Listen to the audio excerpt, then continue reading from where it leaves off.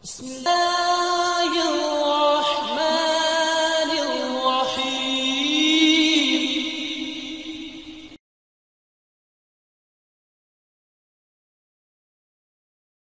الحمد لله والصلاة والسلام على من لا نبي بعده وعلى آله وأصحابه ومن والاه أما بعد.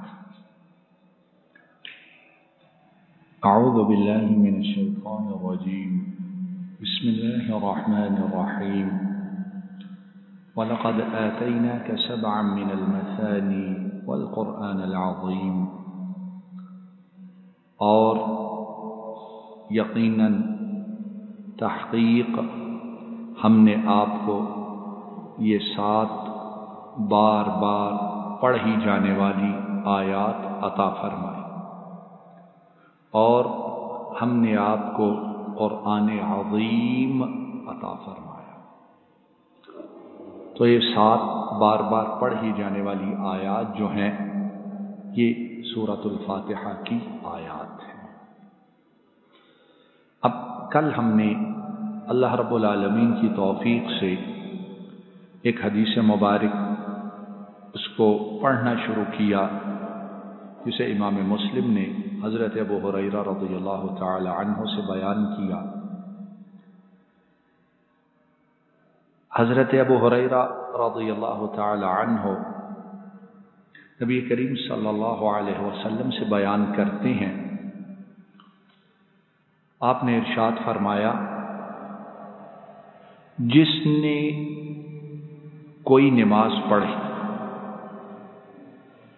جس نے کوئی نماز پڑھی،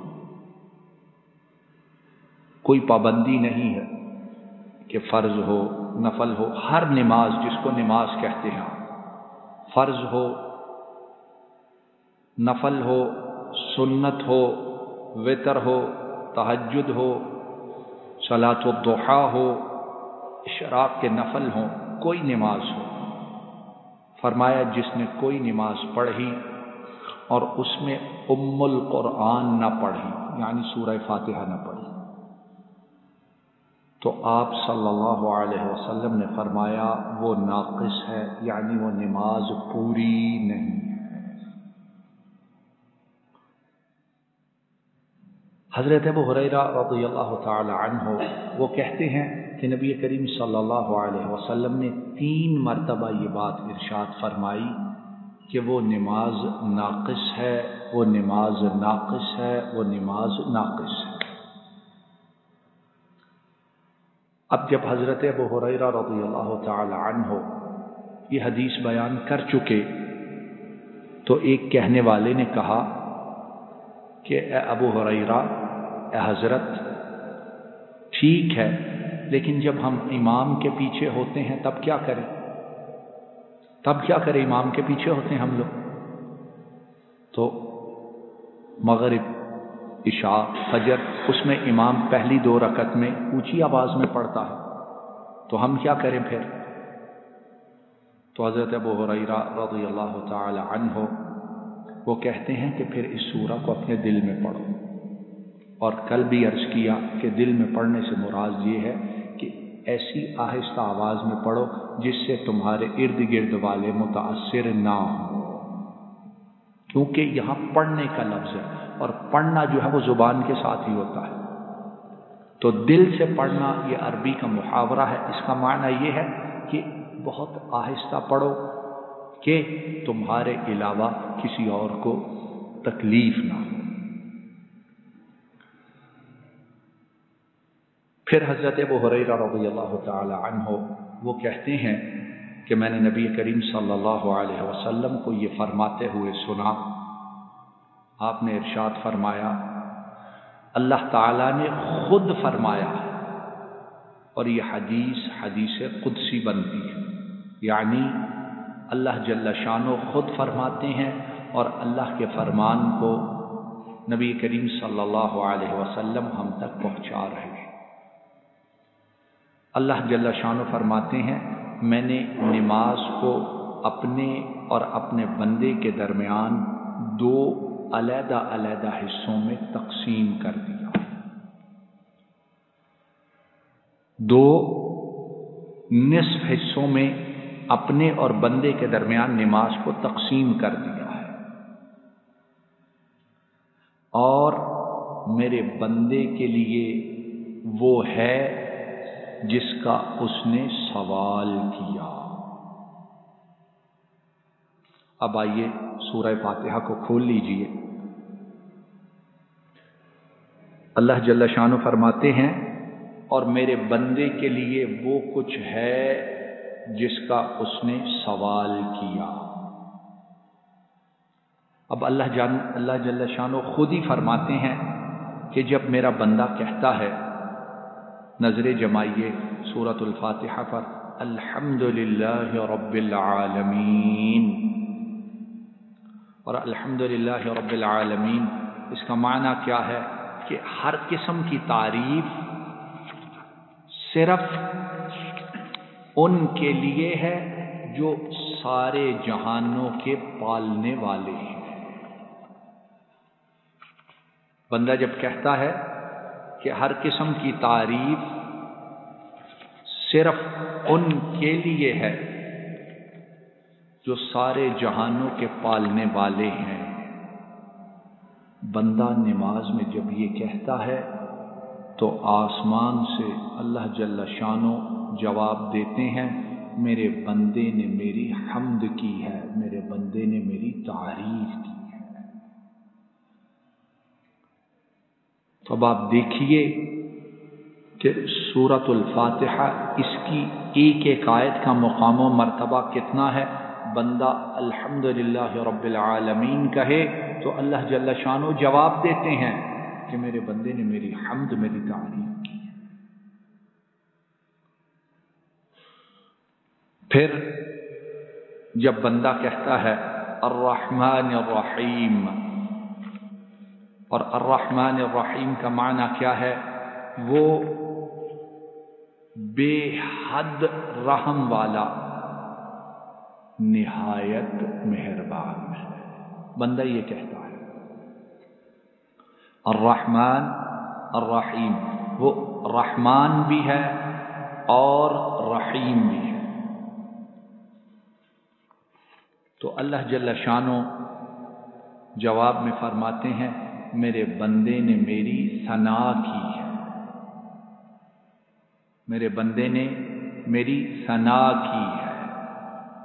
اگر ہمیں اس حدیث مبارک کی سمجھ آ جائے تو ہماری کوشش یہ ہو ہر وقت نماز پڑھتے رہے، ہم تلاوت کرتے رہیں، اللہ جل شانہ جواب دیتے رہے۔ اللہ سے ہم کلام ہوتا ہے بندہ جب نماز میں سورۃ الفاتحہ پڑھتا ہے۔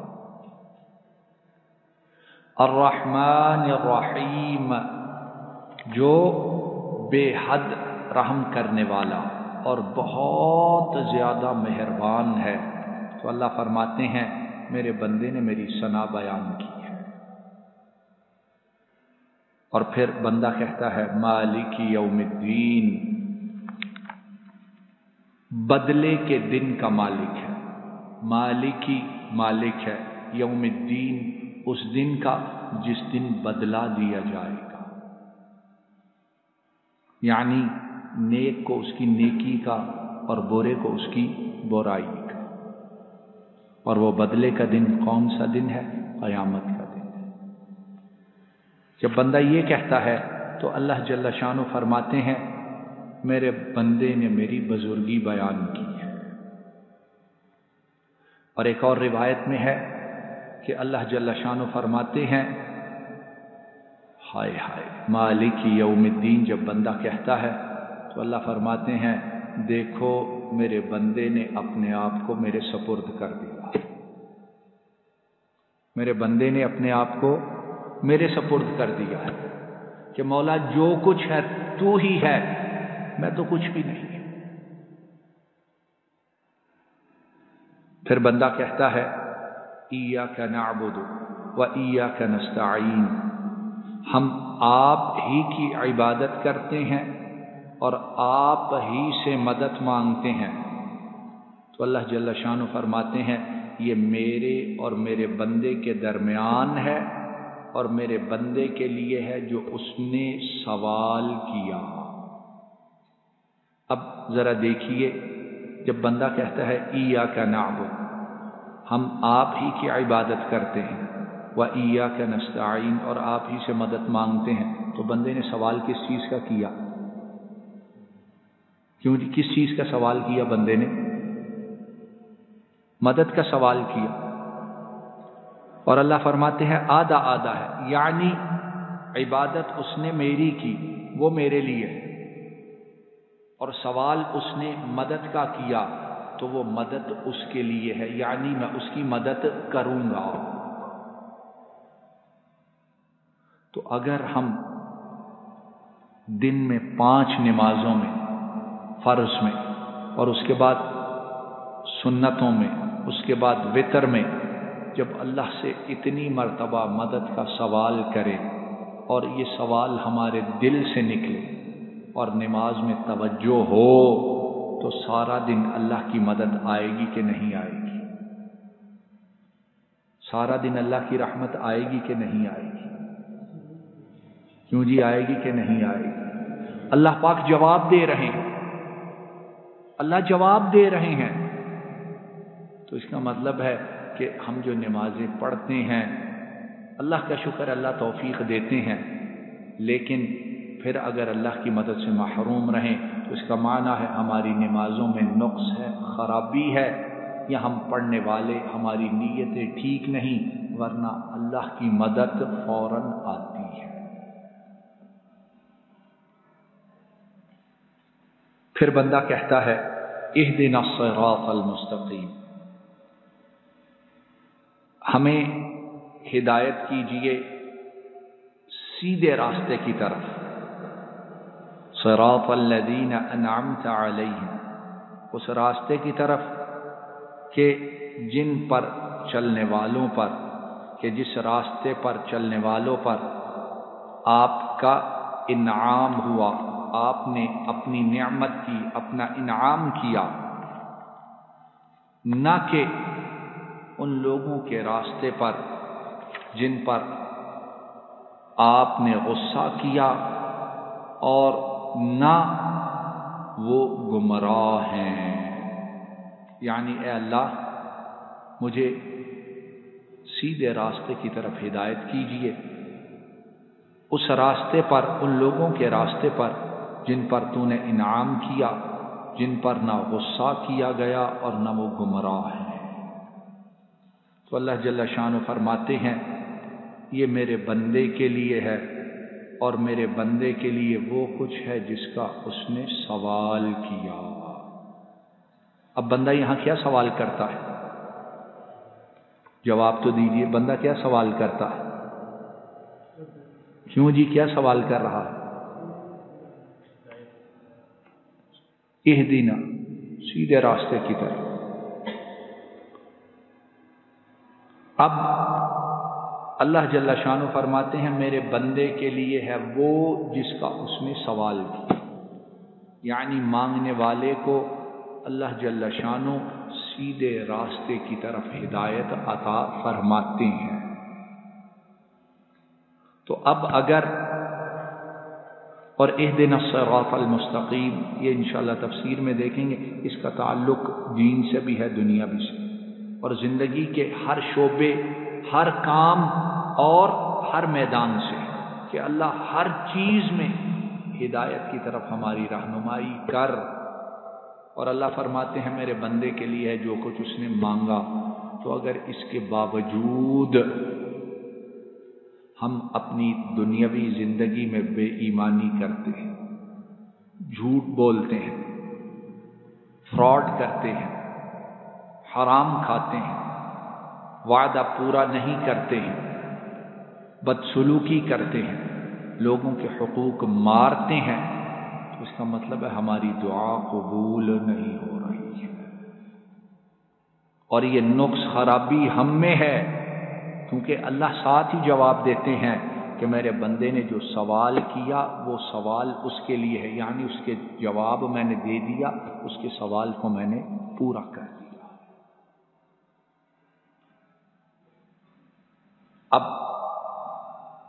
اس حدیث مبارک اس سے کیا معلوم ہوتا ہے کہ نماز اصل میں سورہ فاتحہ ہے، نماز اصل میں سورہ فاتحہ ہے۔ اب جو بندہ نماز میں سورہ فاتحہ نہیں پڑھتا ہے،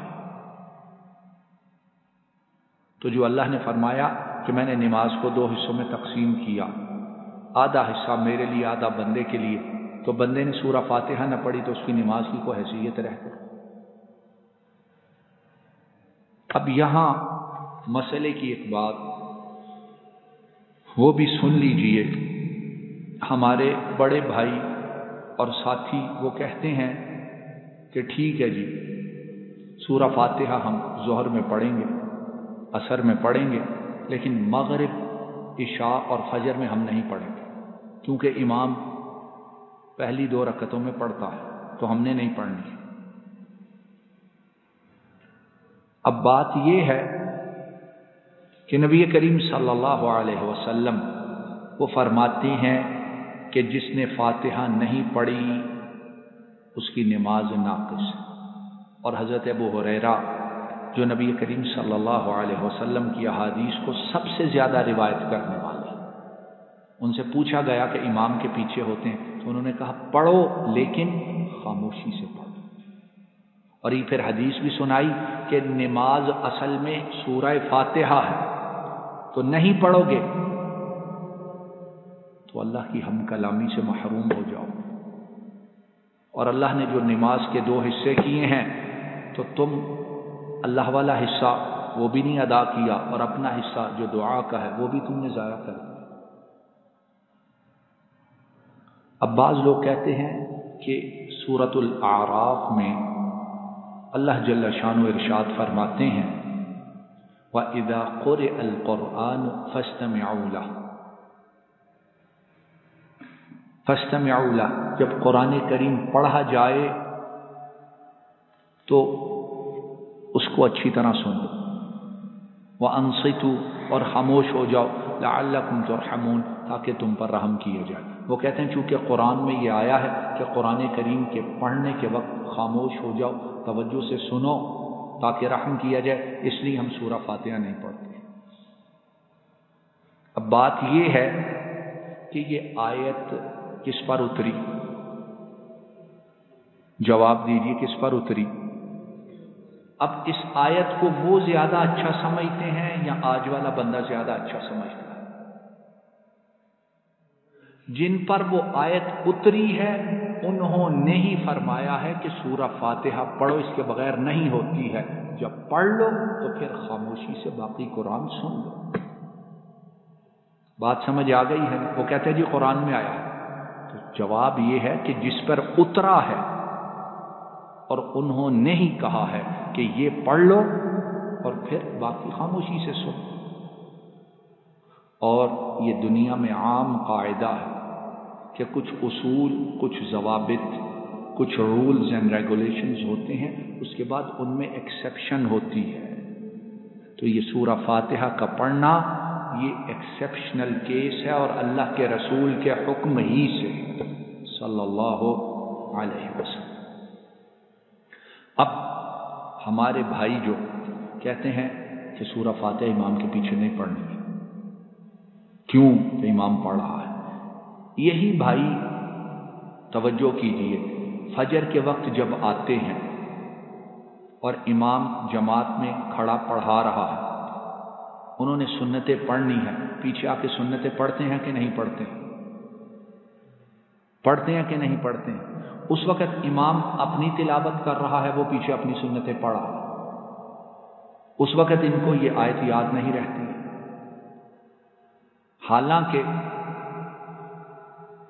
یہ کل پرسوں کی بات ہے، ایک اللہ کا بندہ آیا، امام صاحب دوسری رکعت میں ہیں اور وہ پیچھے پڑھ رہا ہے، اس اللہ کے بندے نے فرض نماز کو ضائع کر دی اور پیچھے سنتیں پوری کرتا رہا، اور جماعت میں تب شامل ہوا جب امام صاحب تشہد میں بیٹھ کے سلام پھیرنے والے تھے، حالانکہ فرض واجب ہے یا سنت واجب ہے؟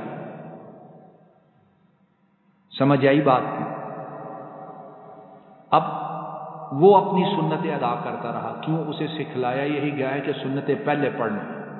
اس وقت امام تلاوت بھی کر رہا ہے اور فرض پڑھ رہا ہے، وہ پیچھے سنت ادا کر رہا ہے، اور سنت ادا کرتے کرتے اس نے دونوں فرض ضائع کر دیے اور تشہد میں آ کے شریک، تو اس وقت یہ آیت یاد نہیں آتی۔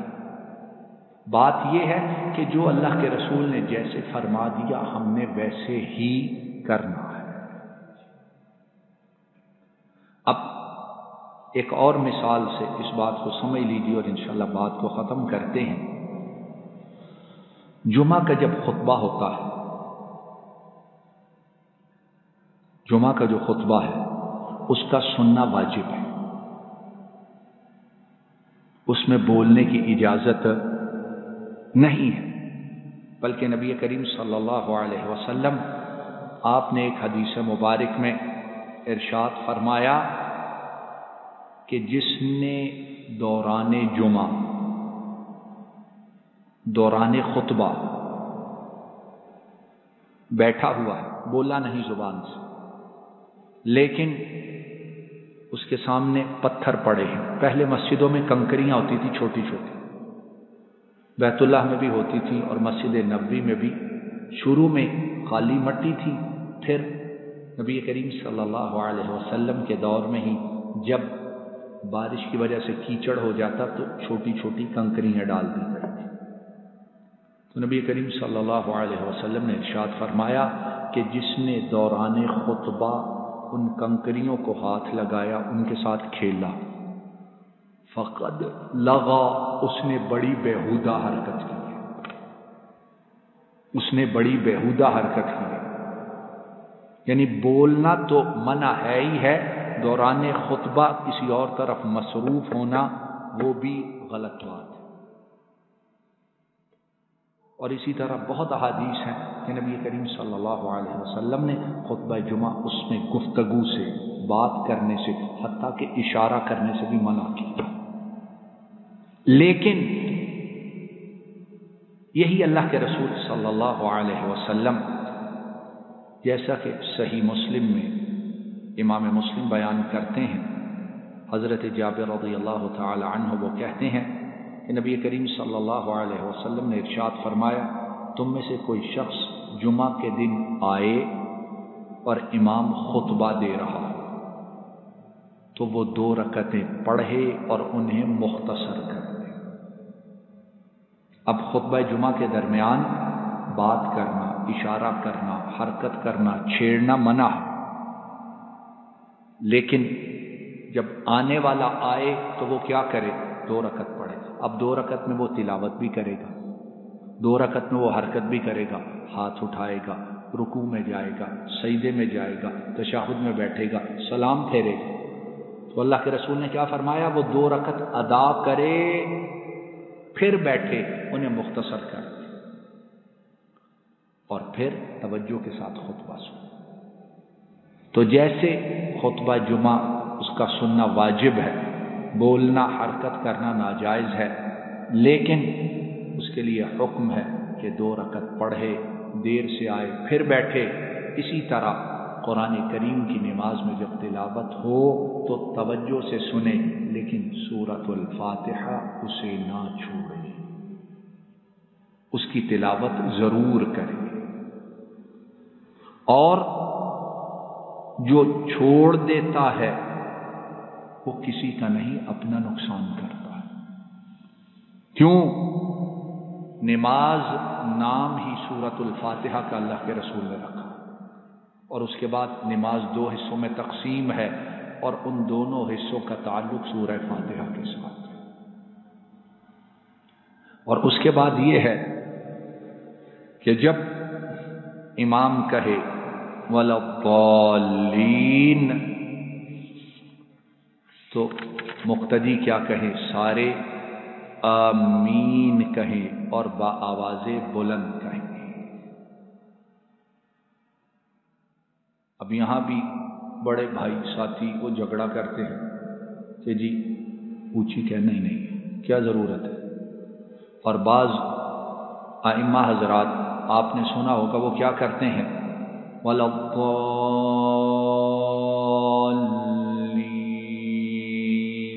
قُلْ هُوَ اللَّهُ أَحَدٌ، ساتھ ہی آگے شروع ہو جاتے فوراً۔ फौरन शुरू हो जाते ताकि पीछे से कोई आमीन क्या ही ना सके। अब वो क्यों इतनी जल्दी और इतनी तेजी के साथ? नबी करीम सल्लल्लाहु अलैहि वसल्लम फरमाते हैं, इमाम मुस्लिम ने इस हदीस को रिवायत किया, अबू मूसा अल-अशअरी बयान करते हैं, नबी करीम सल्लल्लाहु अलैहि वसल्लम ने इरशाद फरमाया, जब इमाम वाला ज़ालीन कहे तो तुम आमीन कहो, अल्लाह ताला तुम्हारी दुआ को कबूल करेगा। हम दुआ मांगी है ना, इय्याका नअबुदु व इय्याका नस्तईन इहदिनस सिरातल मुस्तकीम। जब आमीन कहोगे तो अल्लाह तुम्हारी दुआ को कबूल करेगा।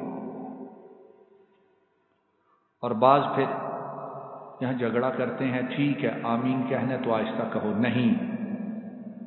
इमाम अबू दाऊद हजरत वाइल इब्न हजर रज़ियल्लाहु ताला अन्हु उनसे बयान करते हैं, वो कहते हैं कि उन्होंने नबी करीम सल्लल्लाहु अलैहि वसल्लम के पीछे नमाज पढ़ी तो आपने बुलंद आवाज से आमीन कही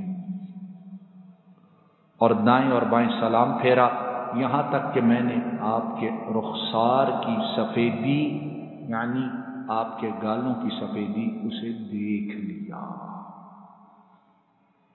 और यहां ये बात भी याद रखिए कि हजरत वाइल इब्न हिजर, ये जो सहाबी हदीस रिवायत कर रहे हैं, इन्होंने इस्लाम 9 या 10 हिजरी में कबूल किया, यानी नबी करीम सल्लल्लाहु अलैहि वसल्लम की आखिरी उम्र। यानी ये को पहले पुरानी बात नहीं कर रहे, इन्होंने नबी करीम सल्लल्लाहु अलैहि वसल्लम कब फौत हुए? 11 हिजरी में। तो इन्होंने इस्लाम कब कबूल किया? 9 या 10 हिजरी में। आपकी वफात से 1 या 2 साल या इसके लगभग कुछ अर्स। तो मालूम यह हुआ कि नबी करीम सल्लल्लाहु अलैहि वसल्लम आपका बावाज़ बुलंद आमीन कहना, कोई ये एतराज़ ना करे कि शुरू में तरीक़ा था फिर आपने छोड़ दिया, नहीं।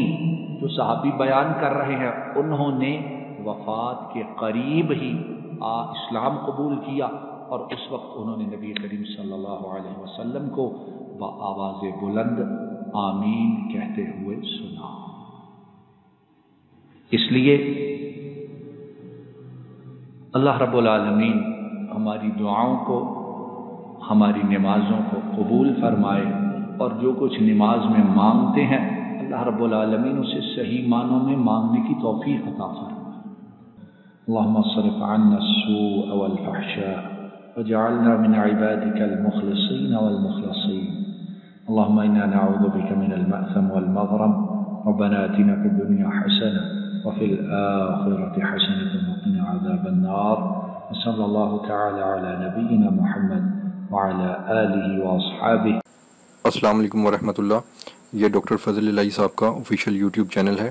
इसको लाइक, सब्सक्राइब और शेयर करें और बेल आइकन प्रेस करें ताकि नए आने वाली वीडियोस का नोटिफिकेशन आपको मौसूल हो सके। जज़ाकुमुल्लाहु खैर।